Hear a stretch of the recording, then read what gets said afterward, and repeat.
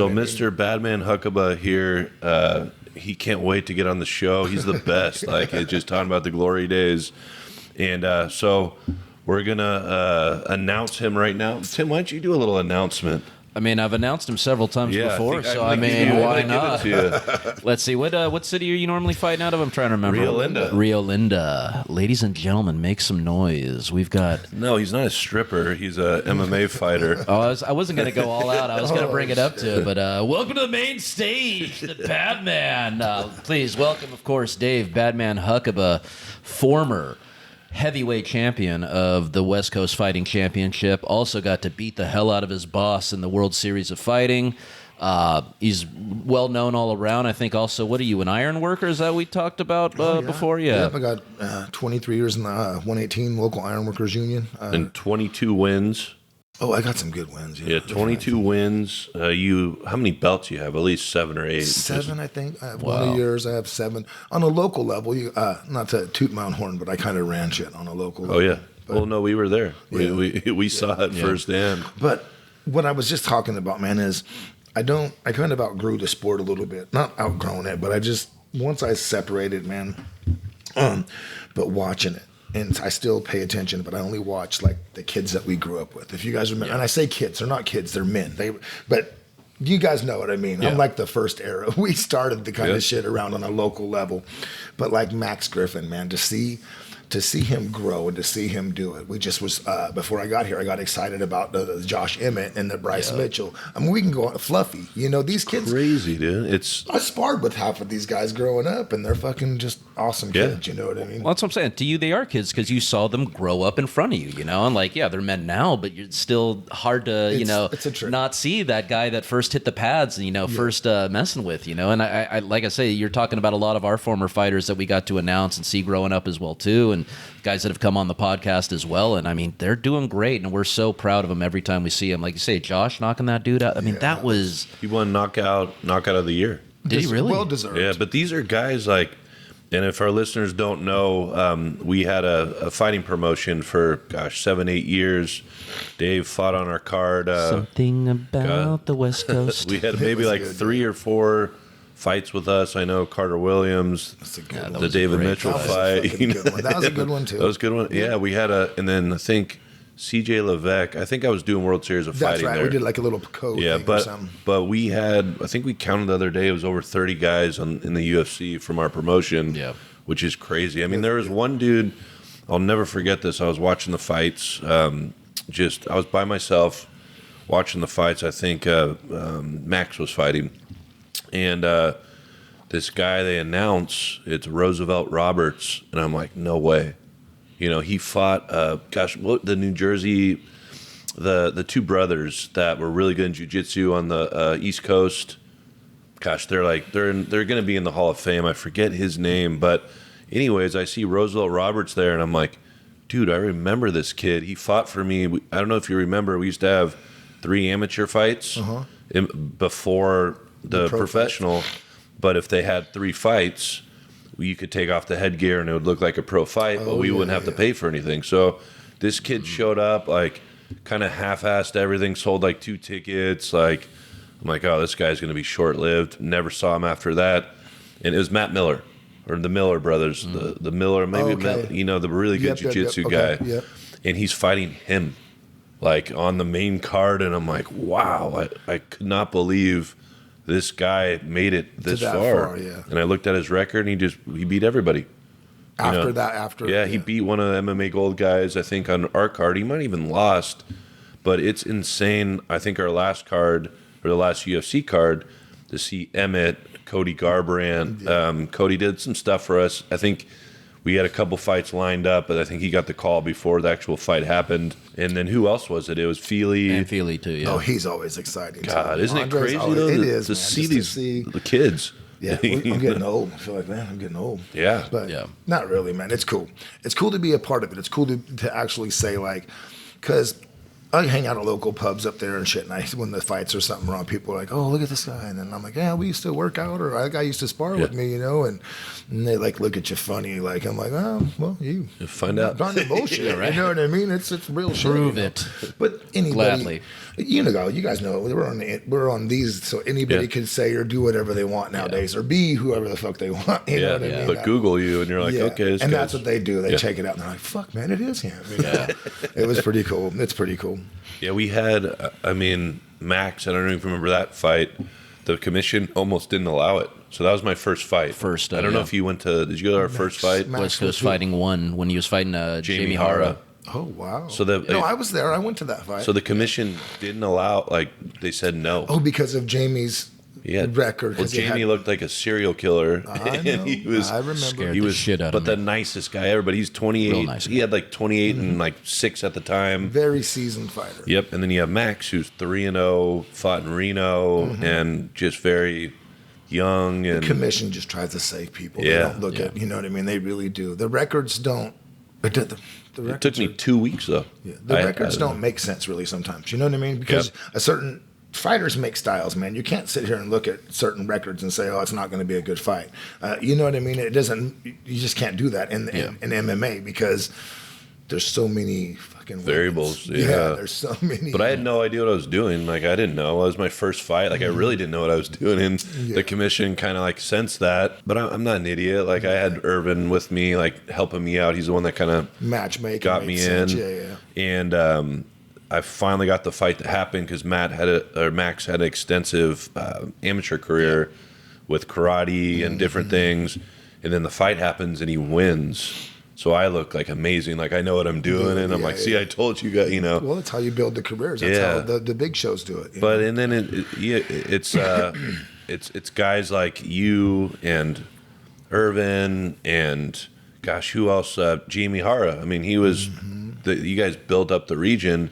Scotty Smith, you know what I mean? I just talked to him yesterday. He's going to come on the show. I'm trying to get James here. Oh, shit. But James, he hates everyone. He hates this especially. You know what I mean? Yeah, he would just absolutely, and he's across the street at the UFC gym. Yep, I heard. And I'm trying, and he's just like, nah. And I've known him since college. We played football together. Yeah. We got to just sneak up on him when he's at work. Just bring in some hidden cameras and stuff and be like, "Hey, what's going on? Hey, just a few questions about some stuff, while I'm signing up for your gym. By the way, where'd you grow up? What'd you do?" Just start having the interview there. But yeah, no, we had some amazing fighters come through. It was fantastic. And like you said, Max had this amazing, I think he was 24-1 in a boxing thing, or he was all these things. He had all these fights, but he just didn't have a lot of pro MMA fights. But to me, that really doesn't matter. You have a guy who's had 20 amateur fights. He's obviously going to be more ready than a guy who's only had 1 or 2 pro fights. So much rather love the commission shows, right? You get way better. You get way better match makes and way better shit out of the commission shows. And that was us. We were always against Gladiator, right? You were the Gladiator. Well, not just Gladiator. Almost any of those shows on those casinos can manipulate kind of however they want. What's the craziest thing you've seen there? Because I've heard some stories that we're talking about. Basically, what we did was West Coast Fighting was sanctioned by the state, what the UFC does, and then they have these fights that are on casino grounds, Indian grounds, and anything goes. Man, I could fight Tim there. This week. That's the first That'd be a good one, actually. Let's see that happen. That'd be fun. When that's what got me started. When I first went into fighting, a friend of mine, Jeff Morris, he fought with a team mixed breed. Jeff's a great dude, man. He had a solid team.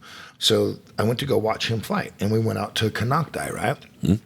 And I got to Jeff was like, "Man, Dave, you're a fucking nut, and I know you like to fight. So if you bring shorts and shit, you could probably fight out there today." And I'm like, "Shut up!" Wow. That's your first fight? No. It could have been. So I said, "Shut up, man. Are you serious?" He's like, "Oh, I'm dead serious." So I didn't take shorts. I didn't think about it. We went out there and fucking watched the fight, and I could have fought. I had an opportunity. Fucking somebody didn't show up, so that's the day I met Ted. He's like, "Hey, if you want to fight today, you can." And I was in Levi's and shit. "We'll get you some shorts." And I was like, "You know what, man? I'm fucking not today. I didn't even talk to my wife. I've been with my wife a long time. Let's set this up. Let me get you know what I mean?" So then I ended up taking one, and then fuck it, dude. I'm like an adrenaline junkie, bro. When you get a high like that, when you walk out and fuck, I can't there's no better. I don't. You guys know. You guys been there. You've seen it. You've seen it firsthand. It fucking changes you. Changes you just on the walkout as a person. You got to put on.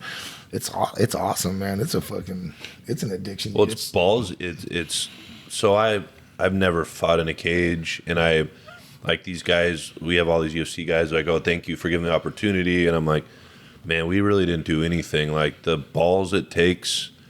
You know, I played football through college, right? So that's some adrenaline. But when you're in there alone, Andre Fili says it's the best. He's like, when there's two people in a cage, somebody has to be the bitch. And that is it's true. Like if someone's trying to knock you out, and there's not there. I don't know.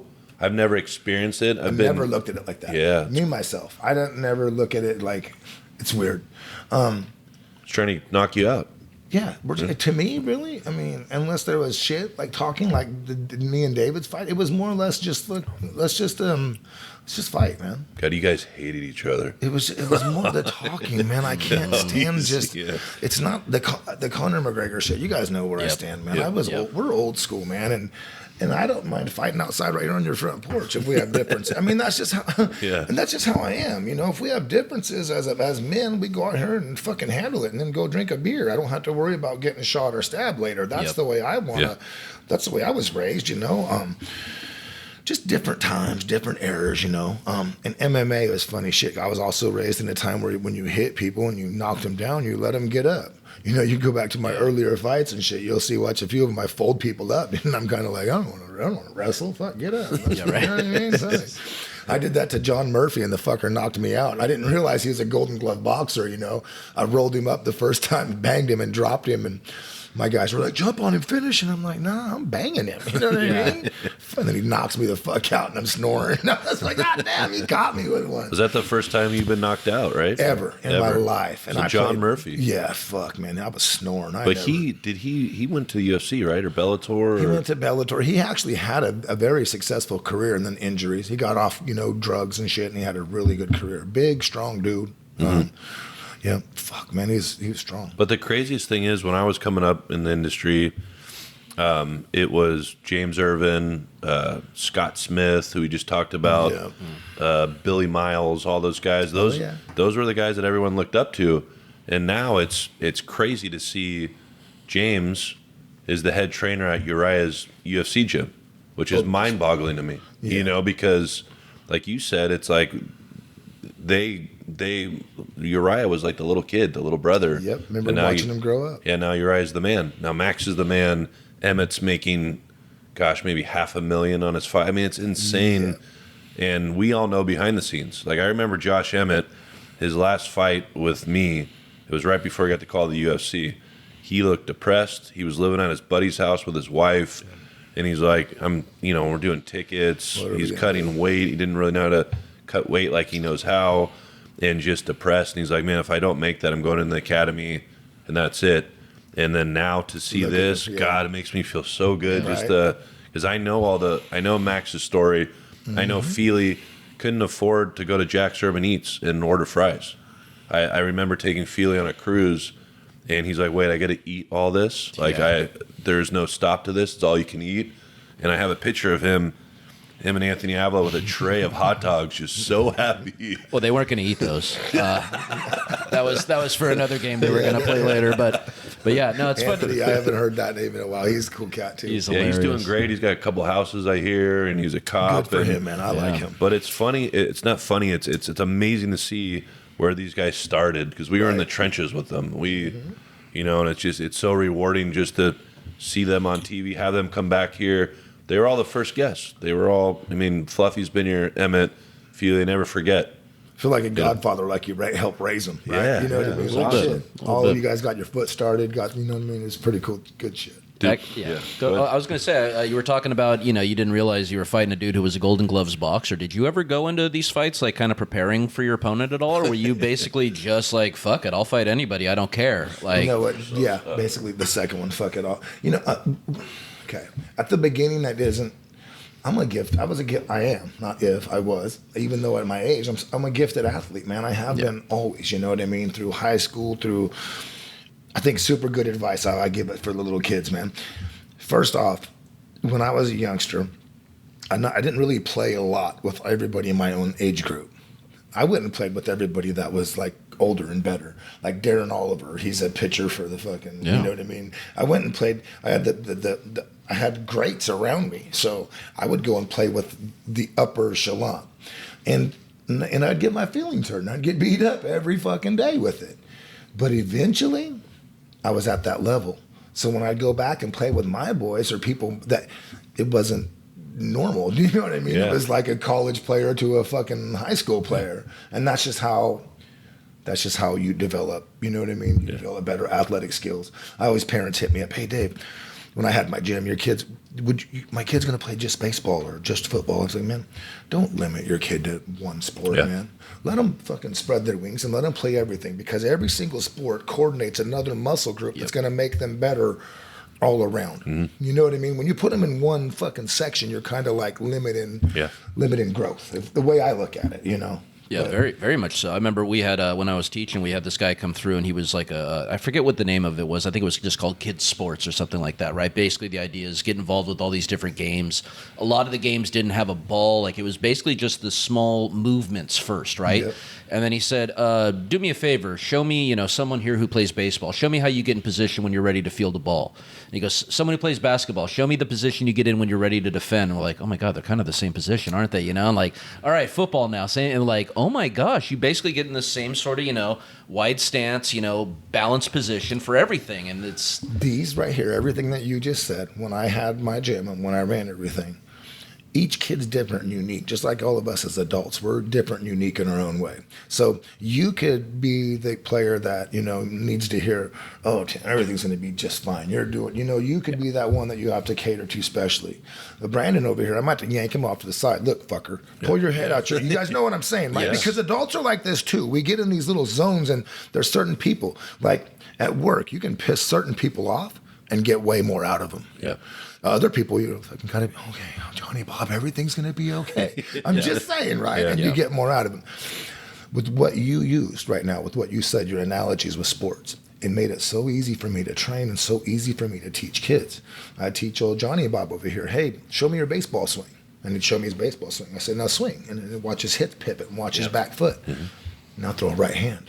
Same thing. Same fucking thing. Isn't that mind-blowing? So you just take these, and when a good coach or somebody that, you know what I'm saying, you just, hey, show me your soccer kick, or show me, do you see it? Now we develop this into a snap kick, or it's just, that's why I say don't fucking limit. You know what I mean? Let them run wild. Let them fucking, you know what I mean? And so when I look at your career, I always, when your name comes up, because you're gonna love this. You're a legend out here. You are. He loves it. He's like, stop. Like, no, keep going, it's keep embarrassing. Stop Sometimes. But you are. I mean, you single-handedly, you're a heavyweight guy, which already puts you on a pedestal, right? Yeah. You're a knockout guy. And when I look at your career, I remember when I put the fight together with Carter Williams. I did not think that fight would ever happen, because Carter had some drug issues. But this guy was a K1 champion. So if you guys don't know what K1 is, it's basically the Super Bowl of kickboxing. It was Ray Sethal all over again. The best of the best. And I'm like, man, if I can get Dan Black put it together, or he's like, I can get Carter. I'm like, man, imagine him and Huckaba. Never thought in a million years it would happen, because he was struggling with stuff. Mm-hmm. And you were, teetering to different organizations. We got the fight to happen. And I'll never forget, I'm cage side, and I could hear the right hooks and the left hooks and the uppercuts. It was so loud, and there was so much energy in the building. It was an incredible night. It was awesome. But I look at your career, and what frustrates me about your career is you cleared the region out. You go to World Series of Fighting, which is PFL now. Mm-hmm. You knock out the owner or the president of World Series of Fighting. You go to Bellator, they give you a shit fight, some wrestler guy, right? Like some guy in Russia. Yeah. But I never understood why you never got the shot to UFC. I didn't either. I don't have no idea. I know we've talked about it before. I always thought, remember we talked about MMA Gold. I'm like, man, if he could just get in, but at the back. I thought I pissed people off, bro, to be honest. Because at that time, I'll tell you what happened. James Irving and them guys were big. Scott Smith was big. Yeah. And their manager didn't fucking like me. The tire barn guy, Mike Roberts. there you go. Okay, so that guy was a big name in that time. He's a big name. He had a lot of high power people. You know what I mean? Scott Smith, all these guys. He had a lot of, and he didn't like me. And we were trying to like get in over there because we knew mutual people that knew him, and they're like, hey, if you could just meet this guy and put your foot in the door, you'll be all good. I honestly, personally think there was something there that I fucking, you know what I mean? You know how people are. You could not like somebody just from what you hear about him from him. He could just sit here and, you're such good friends with him. Right? You guys know. I wouldn't go that far. Okay. But do you understand? We're work associates. Well, you understand what I'm saying. Yes. Some people you could develop a hate for somebody you don't even fucking know if you hear it enough from other people, right? And then you have that conversation, you're like, oh, I never expected him to be that way. How many times have you ran into somebody that you heard was a bitch or whatever? Come to find out, you fucking hang out with dude, or you're like, man, this motherfucker's pretty cool, man. Yeah. You know? Remember we talked about Dave from MMA Gold? Yes. Because your values, how you guys grew up, completely different. Yeah. You couldn't have a different. Not at all. But when I got to know I got to know Dave really well. I got to know you really well, and I'm like, man, if they ever teamed up, their values align. Because what everyone thought about Dave from MMA Gold, he's spoiled, he's rich, he doesn't grind. And what I saw, that dude grinded more than anybody. Like, he got his fighters, basically, he would call them, he would get them to sell tickets, he would get me footage, he would call me every day. And then when I dealt with you, it was the same thing. You were on top of things, you were selling tickets, but there's this perception, right? Yeah.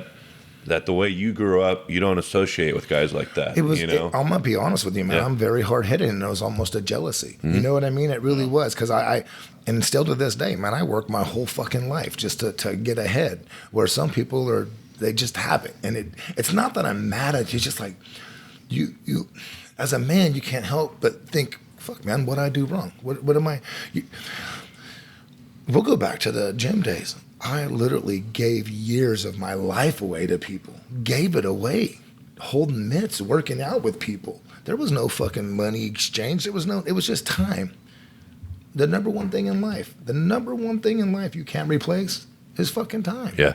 It's priceless to me. If you don't feel that time is priceless to you, then fuck it. It is, man. It's a priceless, and me, when I work out with you, when I take your kids and I fucking go take them to the gym, and when I go and watch them fight, and I develop this, and I still have kids, man, that fucking touches they still hit me up. Coach, I love you. Thank you for everything you've done. Doing good. I love that shit from way back when. It's just different, man. Nowadays, man, everything's about a fucking revenue, about fucking sign them up, have $150 a month payment for my kids. Half the fucking kids that trained at our gym, they had paid like maybe 1 or 2 months. They had fucked up families. They had parents that couldn't pay. So I took these kids in just to have a body for other kids. Was that my bad? Maybe as a business decision. But then again, fuck it. It's a wholehearted. I kept the community together, man. I loved what I had there. I kept a lot of kids from fucking jail and getting into trouble. I'm not trying to toot my own horn. I'm just saying, man. It's true. When you don't have a dad or you don't have a mom and everybody needs you, it's fucking crazy. I can't explain it. I can't put it in words. But that's a home. It was a fucking escape. Yeah. Hey, let's go box at Dave's. Coach will box us. I box every fucking kid in there. I put on headgear and be able to control myself. You know how good it is for confidence for those kids. Yep. I boxed Dave. I kicked. I got coaching. I cooked him. Well, firsthand, if you didn't have MMA, where would you be right now? Fuck, I don't know. Probably in jail. Fucked me up, yeah. Yeah. Yeah. I mean, you love to fight. My wife saves the fuck out of me. I'm not going to lie. But there's times, too, when she's like, hey, she knows. She's good-hearted. Gas stations, man. We'll talk gas station chronicles, man. I fucking love old people. I hate when people are rude to old people. I fucking can't stand it. I'm going to tell you right now, my grandparents raised me. So old people to me are gold, man. I'll fucking go to a pub, buy them drinks, sit down, listen to their stories, man. You guys know, man, if you fucking old people are absolutely fucking priceless to have. You know what I mean? Yeah. And when I see people like in life, just at the gas stations or fucking, I can't keep my mouth shut, guys. I have to fucking say something. And me, a lot of people, I'm a big dude, yeah, so you think most people are like, but people don't give a fuck nowadays. Yep. You know what I mean? What are you going to do? Mind your own fucking business. dude, I'll follow you outside. Well, now we gotta hear the story now. Let's hear the gas station story. I'm sure you got a good one. Dude, I got hundreds of them. But The gas station chronicles. I love this. Well, you know what one I want to hear? We talked about it earlier. Was the one at the bar. Remember that guy that was just a dick to everyone, and you're in the new hometown? Oh my God, dude, that set the precedent. You got to tell me that story again. Hear that one all together, or did we tell it last time? Yeah, we did, okay. But we got to tell it again. This was the best story. Classic. Honestly, guys, man, my life's been crazy from when I was a kid. My uncle's a fucking savage, but it's just always been start no shit, there'll be no shit. But you're not going to walk away from nothing. Oh, my bad, little fur. Yeah. So I was always raised, my grandma, grandpa, start no shit, there'll be no shit, David John, but don't walk away from nothing. Make sure your presence, if you see something wrong, So, long story short, man, me and my wife move up to our spot. We're up there for about 5-6 years, and there's a few handful of people that know me in the area because of how I bought it. So they know my history. They've watched me. They've been there, a few handful. But it ain't like... Myself personally, I don't walk around with fucking heavyweight belts on my chest. Yeah, right. Do you see what I'm saying? It ain't like I'm walking around town fucking carrying these things, So me and my wife are at the local pub, which we've built a name for. And we're slowly but surely getting to know everybody. And there's a bully, I guess, that's been up there for years. A youngster, logger, big kid, corn-fed. And he got 3 little buddies. There's 3 of them total, so 2 buddies with him. And me and my wife come in the pub, and I could feel the energy. I could just... Man, I've been around shit my whole life, man. You can feel it. I'm like, man, what's going on in here? And there's other couples around. And this guy's been like buying the other guys, ladies, drinks and just kind of like bullying himself around the bar, a little tough guy. And I had a few beers too, we drank a few beers, and he comes over and introduces himself to me. And I'm Tommy. And I said, cool, Tommy, I'm Dave. I stand up and shake his hand, and he's fucking squeezing my hand. First off, dude, I got 23 years in the union ironworkers. My hands ain't, you ain't gonna squeeze my fucking hands. I got bare paws, you know what I'm saying? You ain't gonna, so he squeezed my hand. I'm like, you okay, young man? Cause and he's like, I'm Tommy. I said, again, I'm Dave, man. Nice to meet you, Tommy. Go finish your beer, you know what I mean? Told him, I'll fucking buy you another one. This is the first time. He's all right. He goes, so I tell the bartender, get him a beer, buy him a fucking beer. I finish mine, start drinking my dinner, or eating my dinner. And he comes over again, and I go to the bathroom, slides over, asks my wife, hey, what are you drinking? My wife's fucking, I'm fine, and he puts his hand on her shoulder. My wife said, don't fucking touch me, you know what I mean? And, oh, well, feisty, some shit. So, and I come out, my wife tells me. So I go over there to Tommy at the bar. I said, hey, is everything all right with you, man? He's like, I think you and I should go outside. I said, Ben, and I literally, just as that facial expression, I said, you and your buddies don't want to go outside with me. I'm going to tell you right now, I promise, I'm not that guy. You know what I mean? Yeah. And the whole bar's quiet, and they hear it. So then he's all, let's go. Fuck, okay, Stacy, I tell Stacy, hey, hang tight. My wife, just hang tight. I know better. She's the fucking first one out. So I go out first. My wife's goes out first. I go out right behind her. So wait, she gave you the okay? Because he like pushed it a little bit, right? He touched her. He fucking put his hand. And but, he was out but of line.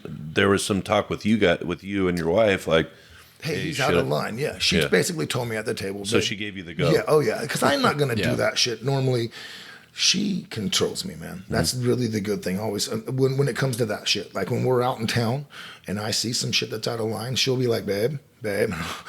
I'll be like, I wouldn't have let that slide if you know what I mean. But since you're here, we're gonna let that go.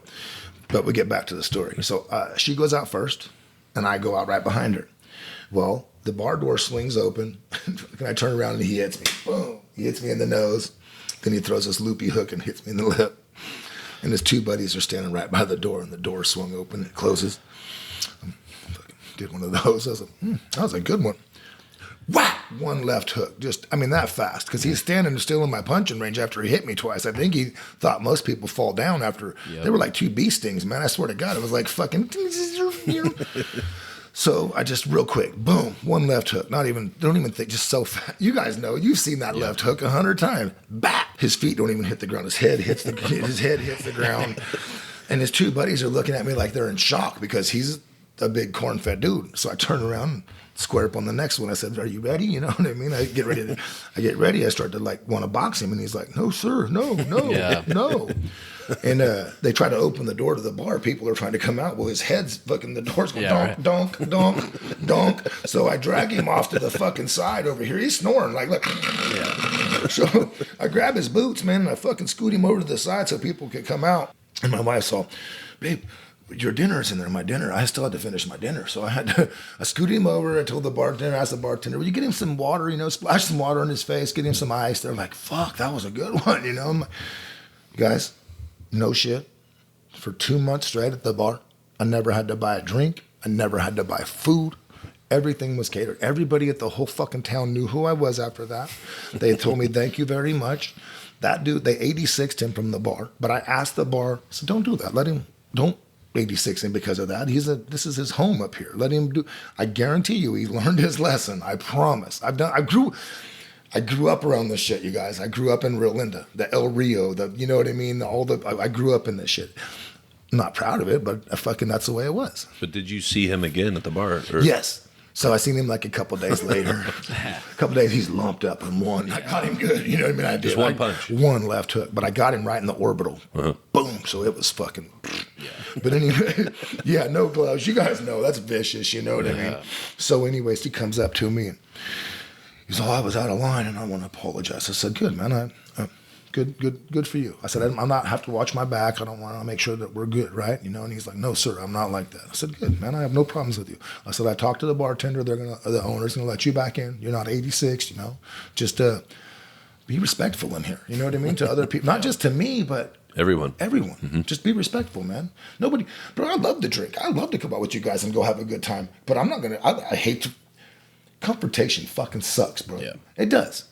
We could all be laughing, having a good time, and then one dickhead pipe off, and what does everybody?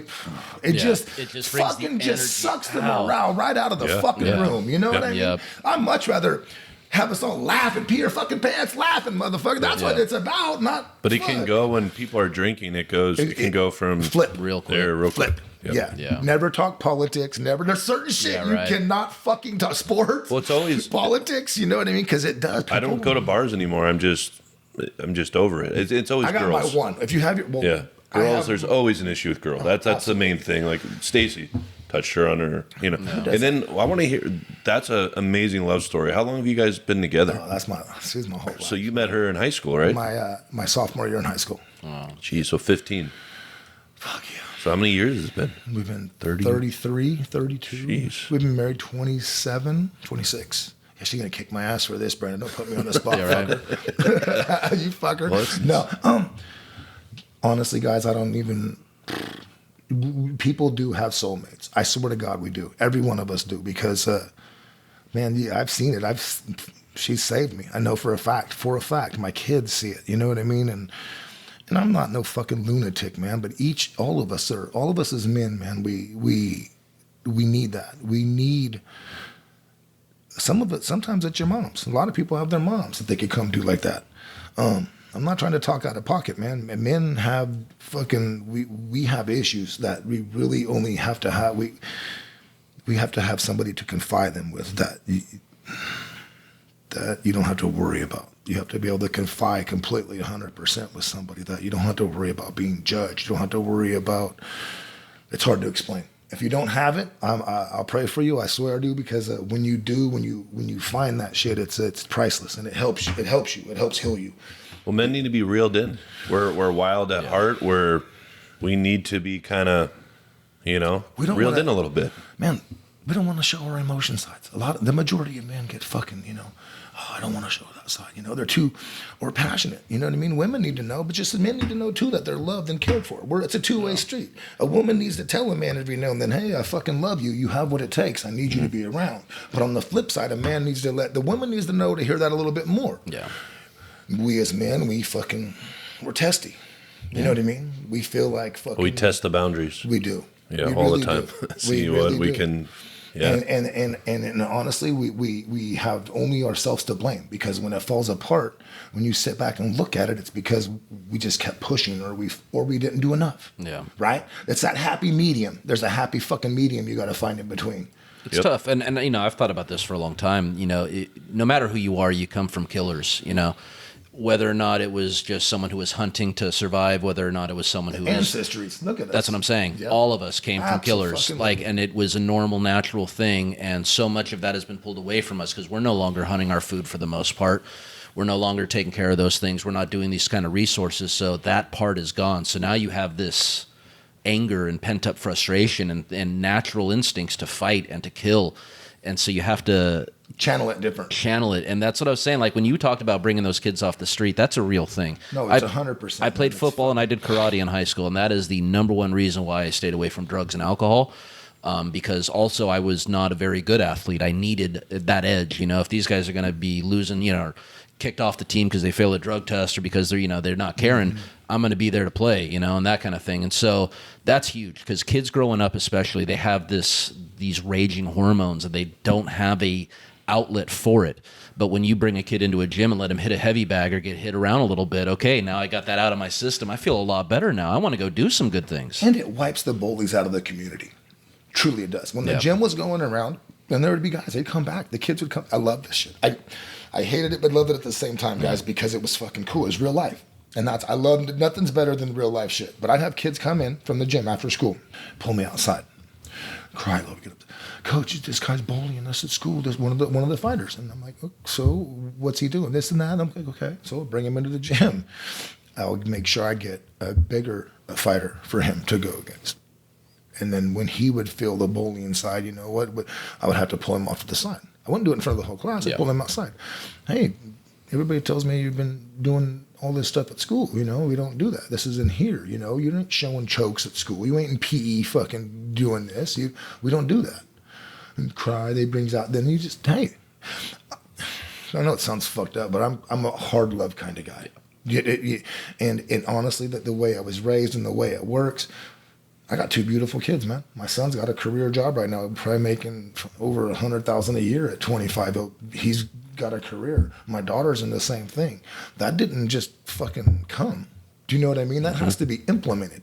That has to be set up by, I mean, I'm not the greatest. I'm still got my issues, but I'm just saying to plant the seed with kids, you have to.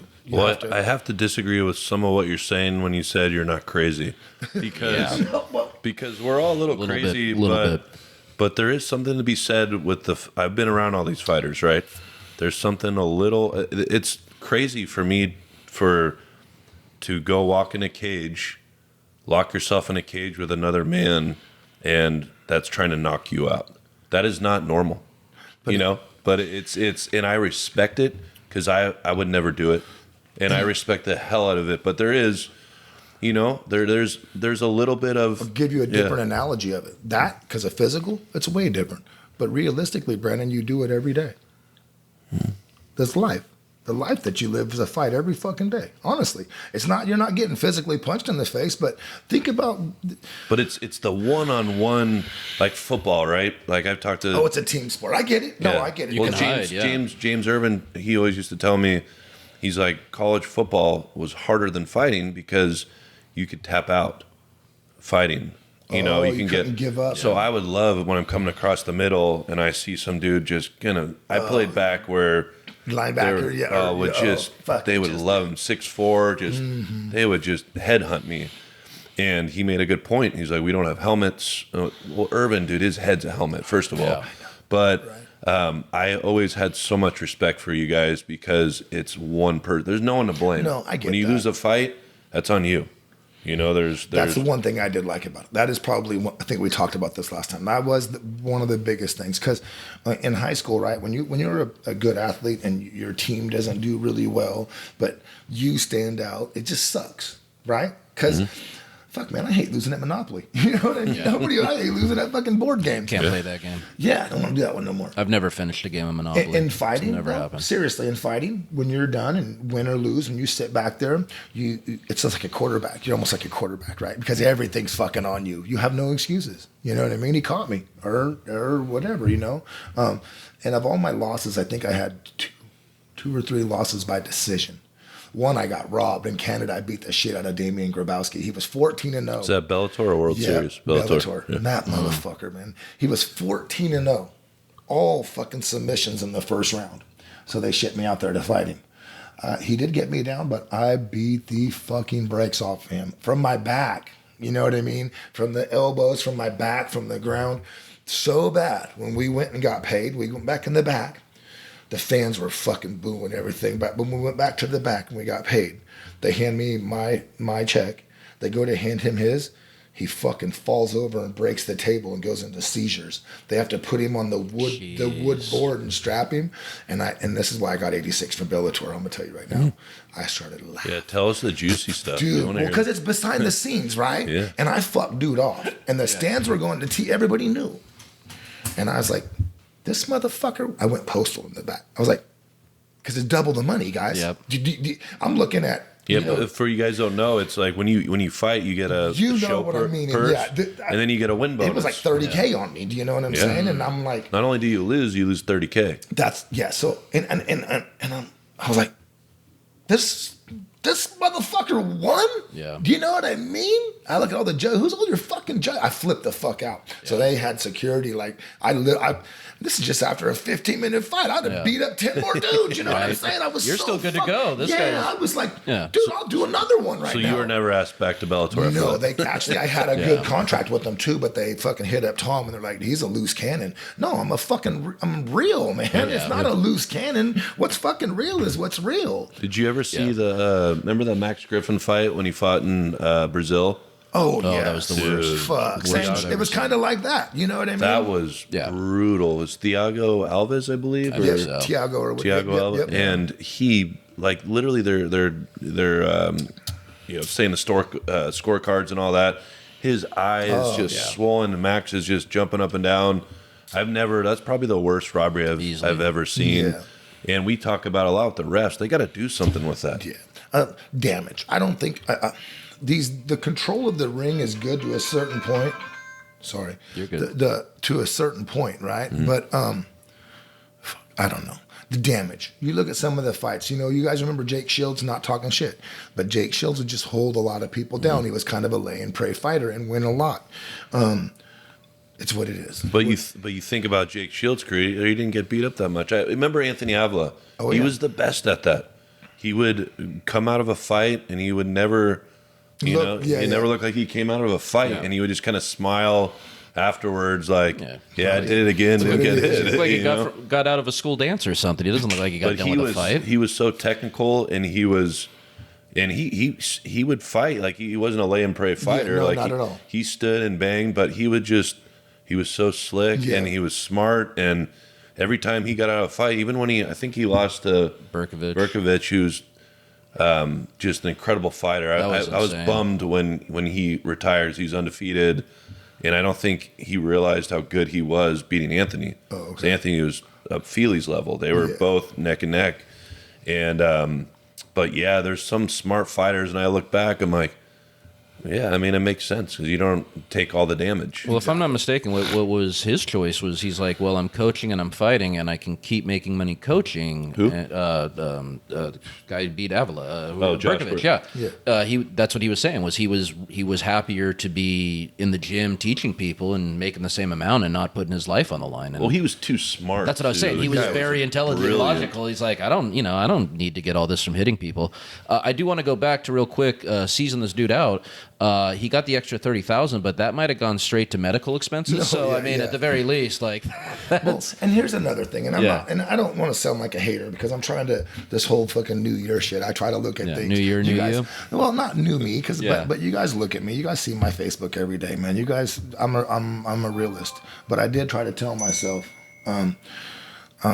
This year, I'm really, really focusing on a lot. Is not letting the outer shit I have no part on, fuck with me anymore, man. It's too much, man. We're getting older. I got enough shit going on in my own circle to where I can't let all this outer shit like we were talking about other fighters before. I'm good with all that. Did you the Thomas Fallon thing, right? Did you guys make up yet? No, we haven't never talked, but honestly, man, I just got to be a bigger man. I'm fucking older and experienced. It's what it is, man. So remember when we talked about earlier, that's the first thing I thought of when you hear all this stuff, the outside noise, and you hear that. And I know Thomas. He's a Bay Area guy. I know you really well, and you know Thomas very well. Mm-hmm. You grew up in the fight game with him, And I feel like you guys have one conversation in 5 minutes, it's squashed. Yeah. It's over. I think more than anything, if we had just one sparring round, it would be the best.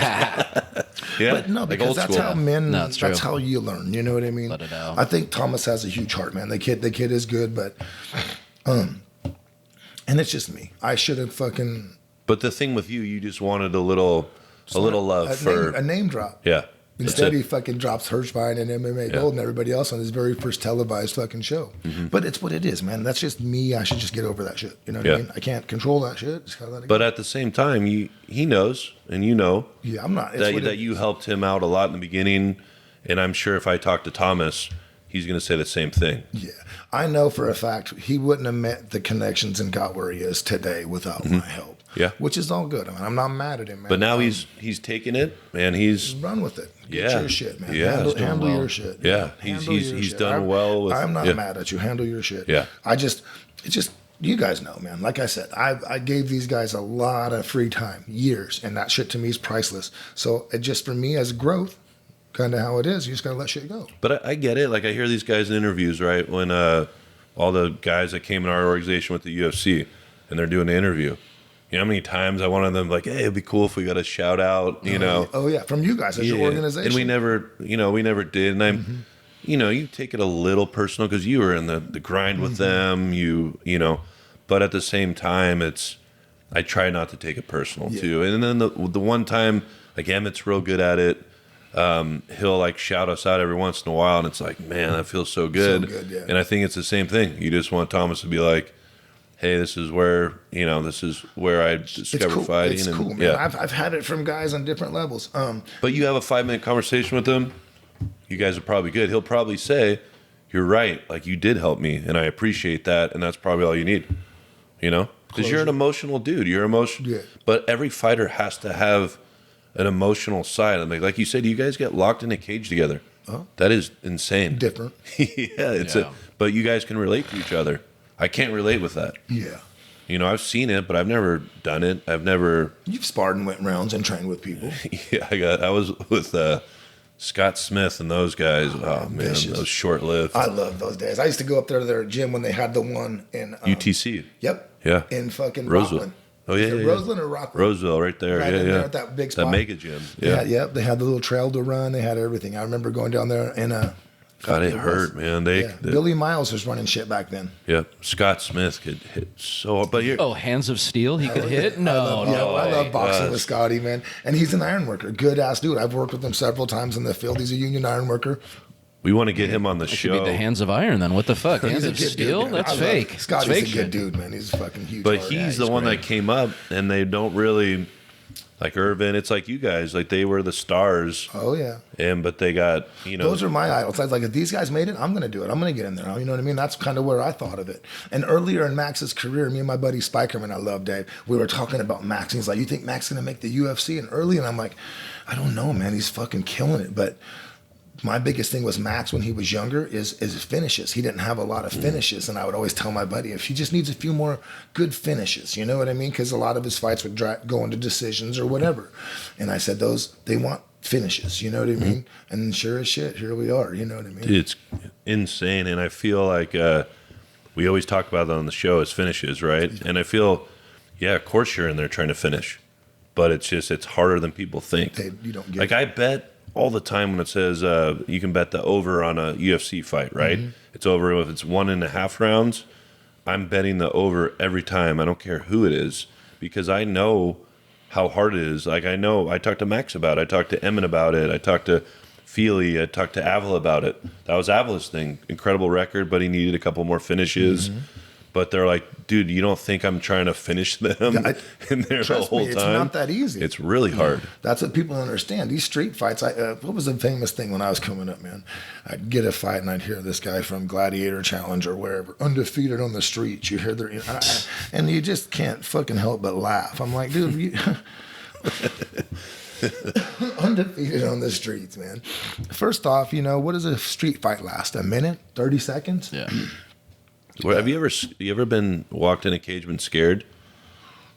Like your first fight, were you scared, or was there any time you're like, this guy could beat me up, or you were scared of your opponent? Because you got a Carter Williams, Tough. but I never can say I was ever really like scared because, so when I was a little kid, my pops told me two things. I got two things. I'm tell you. So my favorite football team forever in life was the Dallas Cowboys. That's why. Secret. I don't know what's going on. I have two favorite football teams. So this is you knowing. If you guys ever look at me, two favorite football teams: the Dallas Cowboys and whoever beats the 49ers. So on any given week, you know what I'm saying. Yeah, he's a Ravens fan currently. But he also told me this, and it set in my mind, and it didn't fuck me up fighting, but it always kept me, David John. There's always somebody tougher. So. I'm not going to say that kept me scared. It just kept me humble. Because I would question myself. Is this that guy? Like, did you ever spar someone? You're like, or did you spar Irvin? You ever spar James? Never got to work with James. Or Scott or any of those guys? Scott, yeah, for sure. Never scared.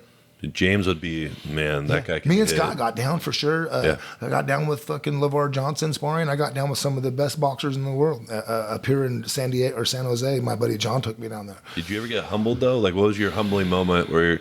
Because you have to, as a fighter, you have to think you're the best. No one can knock me out. You have to have that mentality. But you also open to learning. But was there ever a guy like, man, I got a lot of work to do? Boxing? Yeah, or just anything. Boxing. I never felt that boxing. Mm-hmm. I'm not trying to be. I never felt that standing on my feet. Mm-hmm. Honestly, I felt that I had. On my feet, I could change your life at any given minute, or second. Yeah. I really could. If I had that, I had a puncher's chance in every round and every minute of every fight. If I clipped you just right, you know what I mean? Because my paws are heavy. So yeah, we're looking over here at his hands, and they're like those meat hooks over there. Yeah, I mean, you guys seen the fights? I think I had like 16 or 17 knockouts in the first round. If you really, you know what I mean. And I think the most interesting fight that we had with you, and I know you hate it, and I think we got in a little issue after, was the David Mitchell fight. So to set the scene, David Mitchell came on the scene, got released from the UFC, and he's like, when it was Conor coming up, he's like, I'm gonna talk shit, I'm gonna make a wave, I'm gonna call out all the best people in the region, and he cleared out everyone in like a year. He fought like 6 times for us, and yeah, he was great. He then called out you, which you were the balls on him. Yeah. To do what he did. I don't know if he was there, mentally, but he was like, I'm going to call out Dave Huckaba. And he was our middleweight champion, I believe, Mitchell, our 85 champ, and you are heavyweight champ. And he's like, screw it, I'm going to call out Huckaba till he fights me, because he knew he could sell a lot of tickets for that fight. Mm-hmm. So, and it was a classic. There's no way Mitchell is going to stand with you, because we all know it's going to happen. But he had to put on so much weight. Not a lot of people know this. He went on the stage and put quarters in his pocket. Yeah, rolls of quarters there to weigh And up. tell us about that fight, because that's got to be annoying, because you can knock him out easily. Well, I did in the fight. That's the thing. And the official knew too. After the fight, the official told me I knocked him out and I woke him up. I hit him, and then if you guys watch it all, I hit him with a hammer fist, and he was out cold. And the official almost went to grab me for a second, and when I hit him again, he started grabbing back. After the fight, the official told me he fucked up. The Mexican, he did. He told me, but it's what it was. Fuck the choke. I feel bad because I almost feel like the choke wasn't even there, but I was just tired. I feel like it wasn't deep enough, but fuck, man, I was like, fuck, I'm tired. It's what it is. You know what I mean? Who cares? And that was another thing. Not mad at you, but the ticket sales thing. I always felt that, man, I'm good for at least this flat fee. Tickets fucked me up so bad. It fucked me and my wife up so bad because that's what you're stressing about. Yes. Yeah. Every fucking one. And I'd really put more time into tickets than I did training at that point because that's my income. Yeah. I need to I'm going to go train 3 hours. No, but you killed it at that, man. You're like, I need 500. Always bring a crowd. He's like, I need 500 tickets. I'm like, what? And then he came back, I need more. I'm like, what? And you came back to the house. But then those trips, all those, I don't put in time to train. I didn't put. I could have been running. I could have been. Instead, I'm driving 3 hours away, fucking selling, tickets. But it's revenue. You know what I mean? I killed it at that. That's my one regret with the promotion is, I look at Uriah's new promotion up at the casino. How awesome would it be that I could just get a set allotted amount of money from the casino, and not have to stress about tickets and just run with it? Because there's no one stressing more about tickets than me. You know, and I get it on both. I get it on both levels. Because you did a promotion. Yep, and that's why I know. That's why I wanted to do it, just to see. So I get it on both levels. I see what it takes. It's terrible. Yeah. But I also see how the shady promoters made it. You know, I watch what's his name do exactly what Uriah's doing and just kill those casinos. They'd give him a lot of money for every show, and fucking he would do it for 10. Put 30 or 40 away. Doing that twice a month at a fucking show, you're killing it. Yeah. Like, you can make 40 grand twice a month. Is he still Ted, right? I have no idea. Yeah, I have no idea. I don't know if Gladiator's throwing fights anymore. Because I remember when you came over to the West Coast, he was pissed. Mm-hmm. He didn't and they really were like slowly get the commission. Don't allow them no more. They're not allowed to do commissioned shows. You know what I mean? They shouldn't. It's dangerous. It's dangerous. There's no one oversees anything. No. Like You even have no idea what someone's on. Well, that's why you know? the last few fights over there, I wanted to make sure I got blood work from people. You know, the last couple of people I fought they were old UFC fighters, but they were strung out on dope. One was an old porno star. I mean, legitimate record, he's just, you know what I mean? I want to see his blood work before I go fucking punch him in the face. You understandably. know what I'm saying? Yeah. That's what it is. That's what I'm saying. I could just shoot up some PCP, whatever, go in the crowd and be like, I'm ready to go. Like, man, Tim's handling some punches. It's not even that so much. It's HIV. I don't give a fuck what you're on the night we fight. Yeah, right. Who cares? But it's more or less, I got a beautiful wife and kids, man. I'm trying to, you know what I mean? I don't want to catch some that fucking... blood's going everywhere, right? Yeah, exactly. I ain't trying to catch that shit. You know, and I'm curious. We were talking earlier about, you know, how hard it is to finish fights, and I know that's something that you always try to do. Has there ever been a time where you're like in the third round of a fight, you know you're up 2 rounds, that you did slow down a little bit, or were you always like, nah, I'd rather just end this? Because I do think that is the problem a lot of times with these like heavy or championship fights. 5 rounds in, I know I've won the first 3 rounds, so I'm just gonna, you know, not get damaged. I've never been that way. I know you're not, but I'm saying, like, I think that happens a lot with a lot of these fighters, especially in the upper things, because they there's rewards. Fight of the night. Well, no, and you get a win bonus. And you get a win bonus, but also if you put on a performance, right? I mean, if you that's what this shit. It's like WWE now. You guys see it, man. Watch them all this shit talking. Oh, I'm gonna bone your wife after we're done. She's in my DMs. Fuck, man. It's brutal. Just let the sport. Look, Strickland. You go and say your father molested you, and then now you got guys thinking it's cool to talk shit about that. Yeah.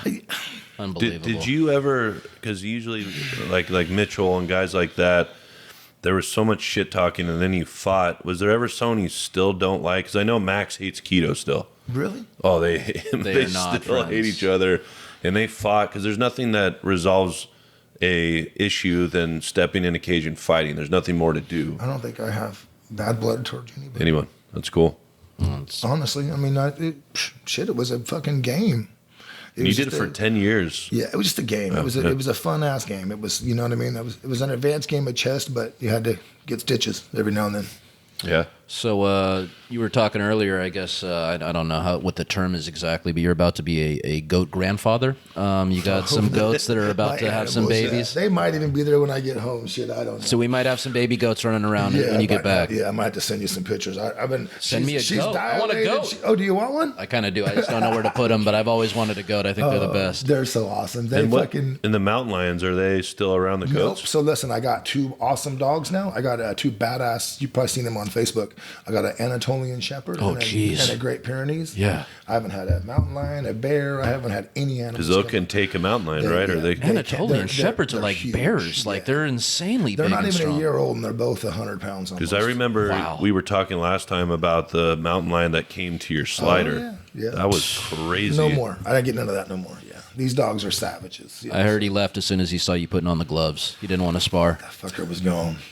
Cats, dude. The cats are amazing. Yeah. But they're amazing. Scary. That's the only thing that scares me. Me too. Snakes I'm not a big fan of, but a mountain lion, they stalk you. They're so stealthy. They prey you. I got no neighbors nowhere. You can't see me from my porch anywhere. Every morning, you guys know, and you wake up in the middle of the night. Who wants to go to the bathroom?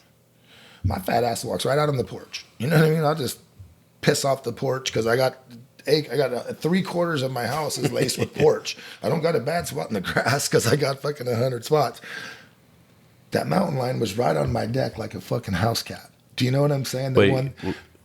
not when I went out. That's what I was going to do, was to go outside and take a piss. I go to the fucking slider, and there's a mountain lion hissing at me at the fucking sliding glass door. I guarantee you never went back out there again to pee. I do now, but it took me like a year before I was like, fuck. He's got a sensor light out there now, though. Yeah, I do. I got motion lights now. I swear to God, I do. Yep. But I'd love to go out on the deck and piss. I know that sounds funny, but I fuck the toilet. You know, you go outside on your deck. There's no neighbors. I love around. pissing in public. 3, It's the 4 best. in the morning, whatever. It's a little chilly. It's a little cold. Ooh, that feels good. You know, whatever. Fuck, you know. But yeah, since I got the big dogs, we're good to go. Did you wonder how many times you did that and was how watching. close he was? That's what I'm saying. Dude, imagine just getting with your dick out. Man. Jump on your back, right? Scratches your dick off? What the hell? No thanks. Hope I don't pee on myself. Yeah, right? Oh, man. The mountains are the badass up there. I love it up there. We're gonna get snow for a week straight. It says like tomorrow. Today's Friday, right? Saturday, the storm's coming. We got snow Friday, Saturday, Monday, Tuesday. So it'll be cool. We won't get like snowed in, but we'll get a good licking. Yeah. And so how long have you been out there? How many years you said? 10. 10? Wow, it's been that long. Yeah. And you can probably never move back to the city, right? I can't. Bro, I get fucking road rage just coming down here. Yeah. The way it is, it's overpopulated. Do I not? Am I like? Do you not see it? Do you not? Like, Well, see I just stay in the house. So Yeah. No, I work the from roads, here. So go out, take your wife, go out, take a chick out, go to the movies, go anywhere. Yeah. We're from the peninsula, so it's a lot more inundated there, but it's starting to get worse out here, I'm noticing. It's also just a lot of really bad driving out here, I notice. Like, more often than not, I'm going, hey, you're in the wrong lane. Scoot over. You're going too guys, slow for this lane. I've literally had people slam on their fucking brakes in the merge lane getting on the freeway. It's Yep. the worst. Yep. Yeah. It's like you just merge. Go. Just keep moving forward. Yeah. That's the worst. Don't go as fast. Just don't stop. Just keep moving forward. Like, Have you basically put an end to your career? Do you want to do one more? 'Cause I know you got that itch. Guys, We've talked about it. Like, I'd love to fight. Yeah. I would. You know what? It's funny, man. You see these guys, and I'm not a big. I don't want to even give their names, but those brothers. Oh, we want to they're see just names. The Jake Pauls, man. They're fucking just terrible. Yeah. Man. But it's what it is, man. The kids, I guess. God, I'd love as to see far you as- beat the shit out of one of the Pauls. As That'd be far so as fun. the money fight market, both of them at Yeah. the same time. the money market scheme for them is phenomenal. Right? You can't even beat Brilliant. it. Yeah, brilliant. Absolutely. Yeah. How they did that, how they marketed it, and now even how they're still doing it, because the money don't come out of either one of their pockets. It's all out of somebody else's. You know what I mean? And the names, Dylan. This guy can't even throw a fucking punch, man. People are paying money. And millions, just millions. I don't get it, man. Do you ever regret, like, man, if 20 years earlier you could have been that guy in those situations, talking shit to those guys? Yeah. It's a different world now. It's a different world now. But to Jake Paul's defense, You know what he show I does missed? train a lot, though. Yeah, He go does. ahead, man. You know? He's. I would love to just one fucking round. What was I gonna say? You know what show was awesome, and I'd love it if somebody had some fucking way to bring it back or buy the rights to do it. It would be awesome with a good host.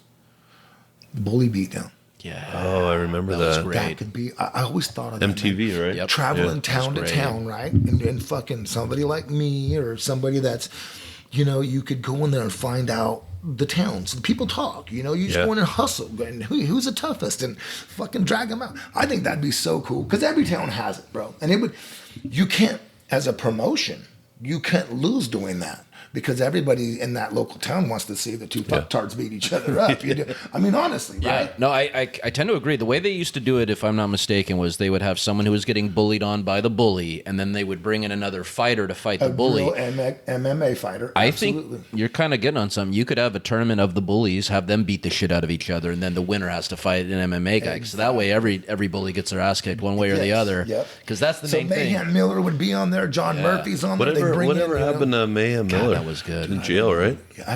Drugs. Right. I think that's the last time I know. I don't know today, but the last time I think I've read anything on him was all drugs. Yeah. It's sad. A lot of those guys didn't make it. Yeah.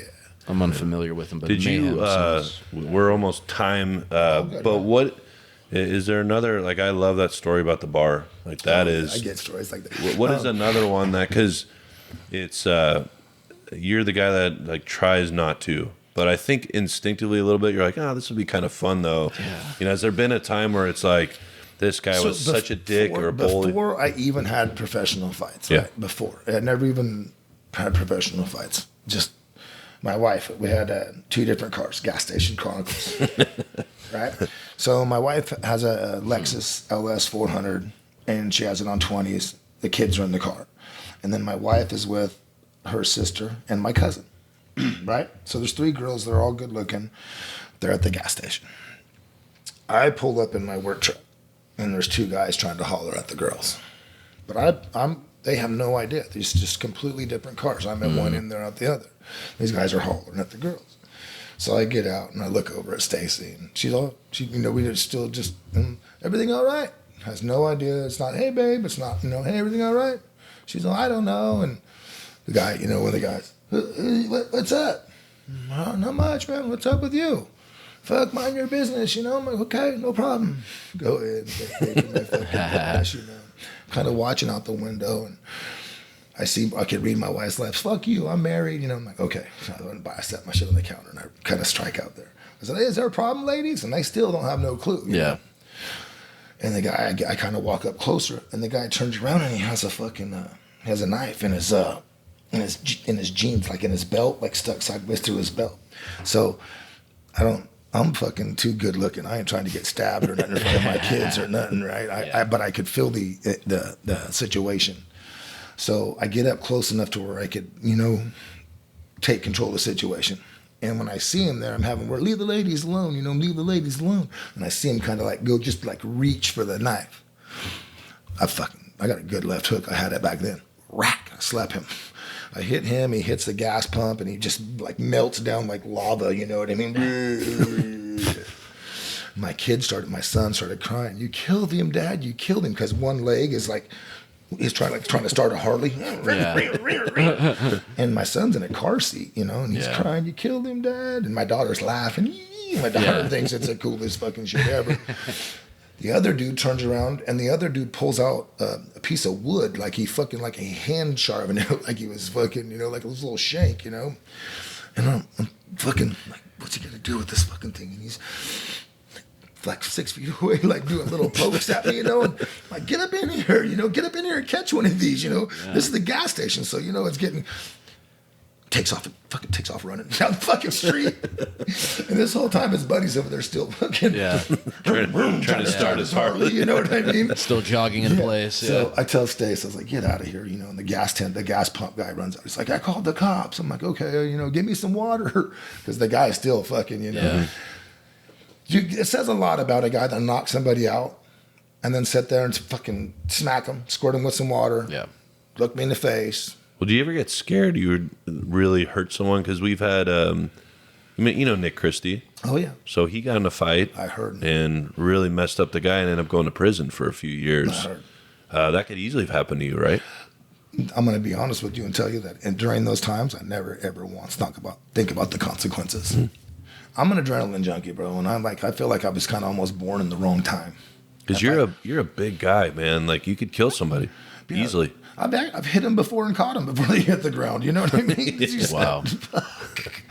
I grew up. Not yet. You guys, I grew up around bars, man. I grew up in bars. My mom it's just what it was. So I learned shit at a fucking young age, And your parents, so you said you were raised by your grandparents. Yeah. Was your dad ever around? Not really. I didn't meet my dad till I was like 19. Did he end up going to your fights or? No, not really. Because it's just a different. It's hard to explain. That's a whole nother show. Yeah. That's a whole nother show.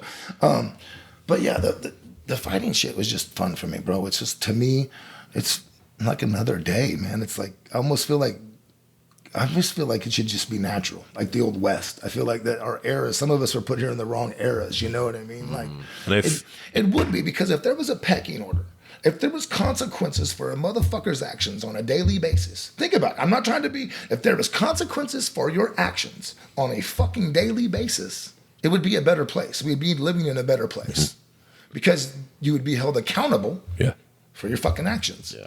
Me included, right? I mean, I'm just saying all the way across the board. So how do you channel that energy? Because I feel like you're a big energy guy, right? And now you don't have that outlet to fight. Dude, that's what I battle. Yeah, what do you put it in now? I don't. It's fucking at home in the bags, or just I do in my animals. Brandon, I have issues with that now. I really fucking do. That's why I tell Stace, hey man, I'd like to fight one more time or fucking, just to figure it out. But eventually you're going to have to channel that into something, right? Yeah, I'm going to have to because you can't fight forever. No, I'm going to have to find me another hobby.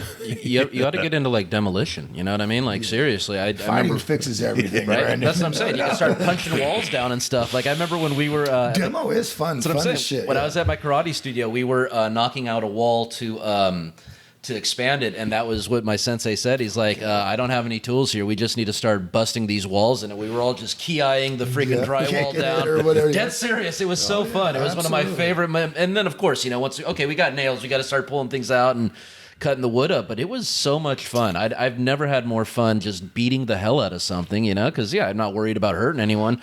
I'm just knocking this out. Oh, maybe got to worry about those electrical wires going through there, but it doesn't matter. I mean, that's a good way to do it. That's what I'm saying. I believe it's like a lot of guys, a good way to put off those kinds of energy, man, honestly, is like just trying to help other shit out, help other people out when you can. It's a good way to put out energy. Up on the ranch, there's always something to do. That's a way for me to put out that energy. I think what would be cool, we talked about last time, and I think you could kill two birds with one stone, is help these kids still and get that out of you a little bit. Because I feel like you have so much knowledge to give to these kids. It'd be cool to partner up with your buddy Dave Hirschbein, who I think you guys would do great. If I would love to have a talk with you guys together, as I think you're a lot more alike than you think. Both really, and it's from two different worlds, but the same work ethic, the same grit and grind. But it would be cool to have some of those fighters go up and do like a little retreat up at your place, and throw some hands, train them. I think that would be I love doing that. You guys know that when I had my gym, I was one of the first ones, kind of like a gym whore, that started the whole. And you could ask all those fighters the open gym policy. I told everybody, because I'm not talking shit. I got mad respect for Uriah and his team, but everybody wanted to keep these closed corridors, and I'm like, guys, stop it with this shit. There's so much fucking raw talent in here. By you guys keeping a closed corridor, you're only limiting. You know what I mean? These guys are only going to get good at that one fucking thing. Mm-hmm. You know what I mean? Let these guys spread them out, because look, your gym ain't the best at everything. You're the best at this for sure, 100%. But you could learn from Tom, Dick, and Harry, and you could learn from everybody. Don't be so level. Don't be so bullheaded, I guess. Do you know what I'm saying? Right? Totally. Let open gym policy. Let them run. Well, we thank you for coming on the show, Dave. It's been it's always awesome catching up with you. We're excited. I think that retreat thing would be awesome. I do too. Huckaba's retreat camp has some bunk beds up there. It's always cool to think about, but we appreciate what you've done for our organization, what you've done for the region. It's been a blessing to be in your life and watch you fight.